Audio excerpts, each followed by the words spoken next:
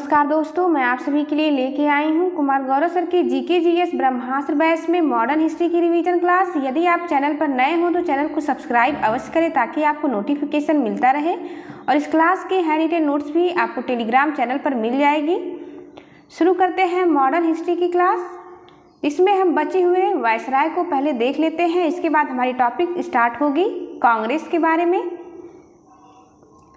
Lord Chelmsford का कार्यकाल था 1916 से लेकर के 1921 के बीच, बेहद ही इम्पॉर्टेंट है। लॉर्ड चैम्सफोर्ड 1916 ईस्वी में पूना में प्रथम महिला विश्वविद्यालय की स्थापना हुई चैम्सफोर्ड के कार्यकाल में, और इसी के कार्यकाल में अप्रैल में 1919 में रॉलेट एक्ट आया था जिसका विरोध किया गया था। इसे बिना अपील बिना दलील का कानून या फिर काला कानून भी कहा गया। 1919 ईस्वी में मॉन्टेग्यू चैम्सफोर्ड सुधार अधिनियम पारित होता है और भारतीय विधानमंडल में बजट संबंधी अधिकार दिया गया। पूना में पहला महिला यूनिवर्सिटी खोली गई, याद रखेंगे, इंपॉर्टेंट पॉइंट है। शॉर्ट नोट्स में देख लेते हैं चैम्सफोर्ड को। 1919 में इन्हीं के कार्यकाल में रॉलेट एक्ट आया जिसे न अपील न दलील न वकील का कानून कहा गया। चैम्सफोर्ड के कार्यकाल में ही 1919 में गवर्नमेंट ऑफ इंडिया एक्ट आया। 1920 में असहयोग आंदोलन स्टार्ट हुआ था, इसे भी याद रखेंगे। और 1919 के गवर्नमेंट ऑफ इंडिया एक्ट के द्वारा ही प्रांत में द्वैत शासन लागू किया गया। द्वैत शासन प्रांत में अंत कब होता है तो यह 1935 में होता है। आगे हम पढ़ेंगे इसके बारे में। अगला कार्यकाल आता है लॉर्ड रीडिंग का। रीडिंग का कार्यकाल शुरू होता है 1921 से 26 तक इनका कार्यकाल होता है। इनके समय में 1922 ईस्वी में विश्व भारती विश्वविद्यालय ने अपना कार्य आरंभ किया। मोपला विद्रोह भी 1921 में रीडिंग के कार्यकाल में होता है। मोपला विद्रोह कहाँ हुआ था तो यह केरल में हुआ था। एग्जाम में मोपला विद्रोह से क्वेश्चन बार बार पूछा जाता है। करंट अफेयर की दृष्टि से देखते हैं विश्व भारती विश्वविद्यालय के बारे में। इसकी स्थापना गुरु रविन्द्रनाथ टैगोर ने की थी, तब इसका नाम शांति निकेतन था, याद रखेंगे। विश्व का पहला लिविंग हेरिटेज घोषित हुआ है विश्व भारती विश्वविद्यालय। इसकी स्थापना 1921 में रविन्द्रनाथ टैगोर के द्वारा कलकत्ता में की गई थी, जिसका पूर्ण नाम शांति निकेतन था, और यह 41वां यूनेस्को की विश्व धरोहर सूची में भी शामिल हुआ है। अगला कार्यकाल शुरू होता है इरविन का। इरविन का कार्यकाल है 1926 से लेकर के 31 ईस्वी तक। इनके समय में देशी रियासतों के संबंध में 1927 में हरटांग बटलर की अध्यक्षता में बटलर समिति का गठन किया गया। बटलर समिति से क्वेश्चन पूछा जा सकता है, तो कब इसका गठन हुआ था तो 1927 में हुआ था। किसके कार्यकाल में तो इरविन के कार्यकाल में हुआ था। इरविन के समय में ही साइमन कमीशन भारत में इसका आगमन हुआ था। मोस्ट इम्पॉर्टेंट है, साइमन कमीशन का आगमन भारत में इरविन के कार्यकाल में हुआ। शारदा एक्ट 1929 में पारित हुआ जिसमें लड़कियों के विवाह की न्यूनतम उम्र 14 वर्ष एवं लड़कों के विवाह की न्यूनतम वर्ष 18 वर्ष की गई थी। आइए शॉर्ट में देख लेते हैं इरविन के महत्वपूर्ण कार्यों को। 1927 में इसके कार्यकाल में बटलर कमीशन का गठन हुआ। साइमन कमीशन का निर्माण 1927 में हुआ और भारत आया साइमन कमीशन 1928 में। किसका कार्यकाल था तो इरविन का कार्यकाल था। इरविन के कार्यकाल में ही लाहौर अधिवेशन 1929 में होता है, मोस्ट इम्पॉर्टेंट है, जिसकी अध्यक्षता जवाहरलाल नेहरू के द्वारा की जाती है। शारदा एक्ट पारित होता है। इसमें विवाह की आयु लड़कों की 18 वर्ष और लड़कियों की 14 वर्ष की गई। शारदा एक्ट कब पारित हुआ तो 1929 में होता है। 1929 बेहद इंपॉर्टेंट है। लाहौर अधिवेशन और शारदा एक्ट की दृष्टि से गांधी इरविन समझौता 1931 में होता है। सविनय अवज्ञा आंदोलन 1930 में स्टार्ट हुआ और शहीद भगत सिंह को फांसी की सजा भी 1931 में ही होती है। ये सभी पॉइंट्स बेहद ही इंपॉर्टेंट है, बार बार क्वेश्चन पूछे गए हैं, तो आपको एक भी पॉइंट छोड़ना नहीं है, सबको अच्छे से याद करना है। अगला कार्यकाल शुरू होता है लॉर्ड विलिंगटन का। इसका कार्यकाल शुरू होता है 1931 से लेकर के 36 तक। इसी के कार्यकाल में 1935 का गवर्नमेंट ऑफ इंडिया एक्ट आता है। 1935 का अधिनियम बेहद इंपॉर्टेंट है। इस समय में वर्ष 1935 का अधिनियम पारित किया गया जिसके तहत बर्मा को भारत से अलग किया गया। अगला कार्यकाल शुरू होता है लिनलिथगो का।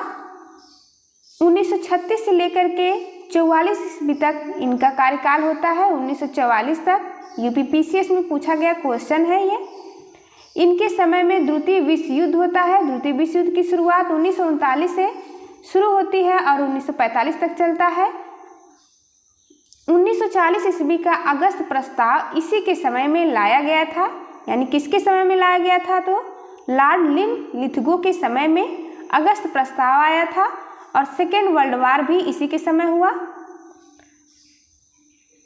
मार्च 1942 में क्रिप्स मिशन का भारत में आगमन हुआ, याद रखेंगे। भारत छोड़ो आंदोलन की शुरुआत भी 1942 में होता है, इसी के कार्यकाल में, बेहद ही इंपॉर्टेंट है। लिनलिथगो के कार्यकाल को शॉर्ट में देख लेते हैं। 1942 में क्विट इंडिया मूवमेंट यानी कि भारत छोड़ो आंदोलन स्टार्ट होता है, उस समय कार्यकाल होता है लिनलिथगो का। क्रिप्स मिशन का भारत में आगमन 1942 में इसी के कार्यकाल में होता है और सेकेंड वर्ल्ड वार भी इसी के कार्यकाल में होता है। सेकेंड वर्ल्ड वार की शुरुआत 1939 से होती है और ये चलता है 1945 तक। अगला कार्यकाल शुरू होता है वेवेल का। इसका कार्यकाल होता है 1944 से लेकर के 47 तक।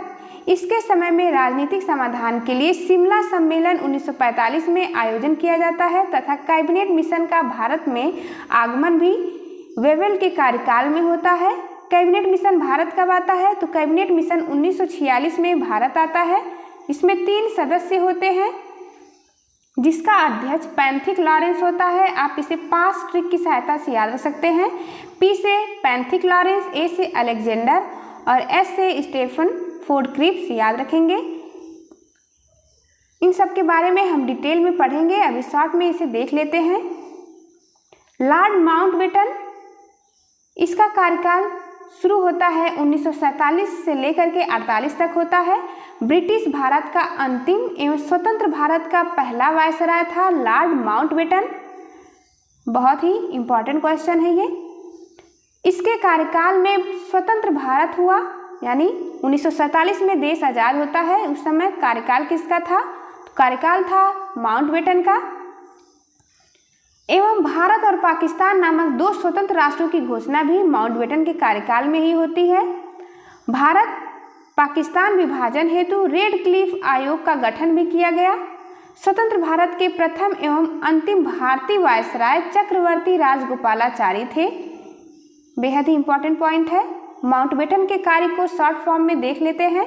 3 जून की योजना माउंटबेटन के कार्यकाल में आई, जिसमें कि भारत और पाकिस्तान को स्वतंत्र राष्ट्र घोषित किया गया।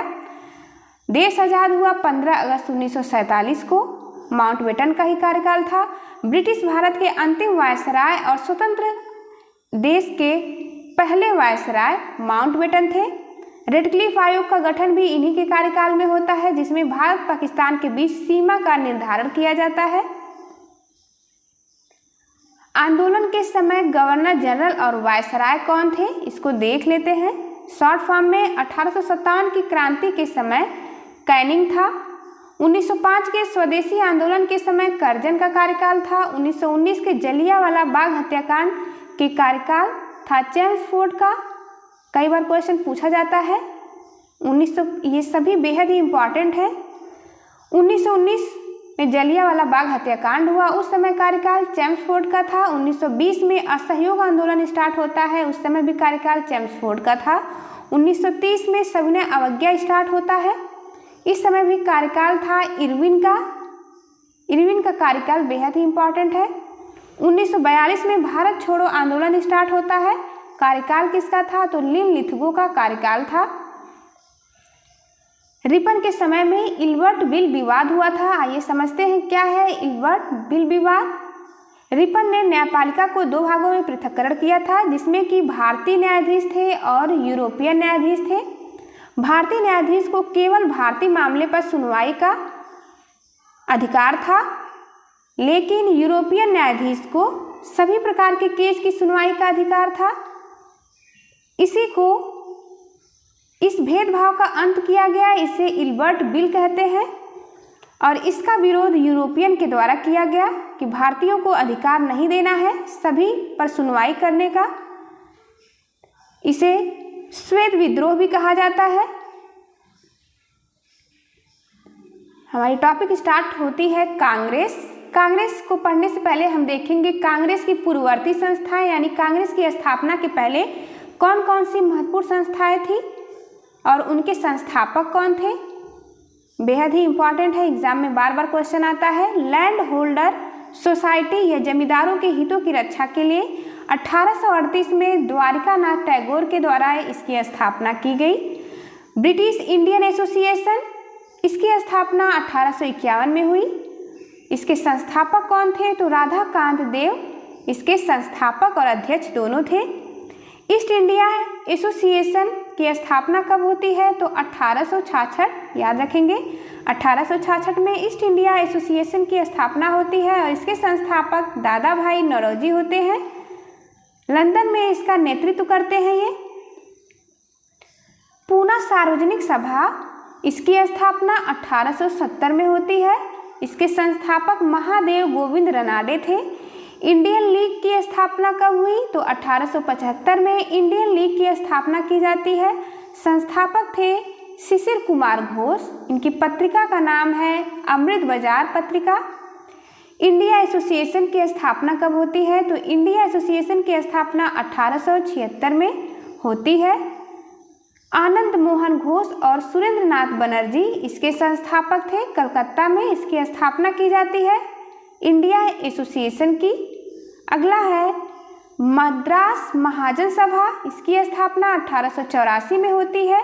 वी राघवाचारी, सुब्रमण्यम अय्यर और आनंद चार्लू ने इसके संस्थापक हैं, याद रखेंगे मद्रास महाजन सभा की, और इसकी स्थापना 1884 में होती है। संस्थापक हैं वी राघवाचारी, सुब्रमण्यम अय्यर, आनंद चार्लू। अगला है बॉम्बे प्रेसिडेंसी एसोसिएशन, इसकी स्थापना 1885 में होती है। बदरुद्दीन तैयब, कैरी तैलंग और फिरोज शाह मेहता इसके संस्थापक है। बेहद इंपॉर्टेंट है। बॉम्बे प्रेसिडेंसी एसोसिएशन स्थापना कब हुई, तो 1885 में। किसने किया, तो बदरुद्दीन तैयब, कैरी तैलंग और फिरोज शाह मेहता ने। अब देखते हैं कांग्रेस के बारे में। कांग्रेस की स्थापना 28 दिसंबर 1885 को की जाती है। इसके संस्थापक ए.ओ. ह्यूम हैं। कांग्रेस के महासचिव पद पर ये 1885 से लेकर के 1906 तक रहे, लेकिन आप याद रखेंगे कांग्रेस अधिवेशन की अध्यक्षता इन्होंने कभी नहीं की है, यानी ये कभी भी कांग्रेस के अध्यक्ष नहीं बने हैं। 1885 से लेकर के 1906 तक ये कांग्रेस के महासचिव के पद पर रहे। यदि पूछा जाए संस्थापक कौन था, तो ए.ओ. ह्यूम होंगे। ये स्कॉटलैंड के निवासी थे। इनकी जीवनी लिखी है विलियम वेंडरवन ने। ये पूर्व सिविल सर्वेंट थे। भारतीय राष्ट्रीय कांग्रेस यानी NINC नाम कौन दिया, तो इसका भारतीय राष्ट्रीय कांग्रेस नामकरण किया दादा भाई नौरोजी ने। पहले इसका नाम कांग्रेस था। कांग्रेस का पहला अधिवेशन बेहद ही इंपॉर्टेंट है। कांग्रेस का पहला अधिवेशन जिसके अध्यक्ष थे व्योमेश चंद्र बनर्जी, WC बनर्जी भी इन्हें कहते हैं, किस स्थान पे हुआ कांग्रेस का पहला अधिवेशन, तो तेजपाल संस्कृत कॉलेज बॉम्बे में पहला अधिवेशन हुआ कांग्रेस का, जिसमें कि 72 लोगों ने भाग लिया था। पहले यह निर्धारित था पूना में, लेकिन बाद में यह तेजपाल संस्कृत कॉलेज बॉम्बे में पहला अधिवेशन संपन्न होता है। नोट पॉइंट देखते हैं। उस समय वायसराय कौन था, तो वायसराय थे डफरिन। 1858 के गवर्नमेंट ऑफ इंडिया एक्ट के द्वारा भारत सचिव बना दिया गया था, याद रखेंगे। भारत सचिव का पद कब आया था, तो 1858 के गवर्नमेंट ऑफ इंडिया एक्ट के द्वारा आया था। उसी समय भारत के गवर्नर जनरल को भारत का वायसराय बना दिया गया था। इंपॉर्टेंट स्टेटमेंट देख लेते हैं कांग्रेस के बारे में। कांग्रेस डफरिन के मस्तिष्क की उपज है, यह लाला लाजपत राय ने कहा था। अगला है कांग्रेस 3 दिन का तमाशा है, यह कहा था अश्विनी कुमार दत्त ने। क्वेश्चन कई बार पूछा गया है कि किसने कहा है कि कांग्रेस 3 दिन का तमाशा है, तो अश्विनी कुमार दत्त ने।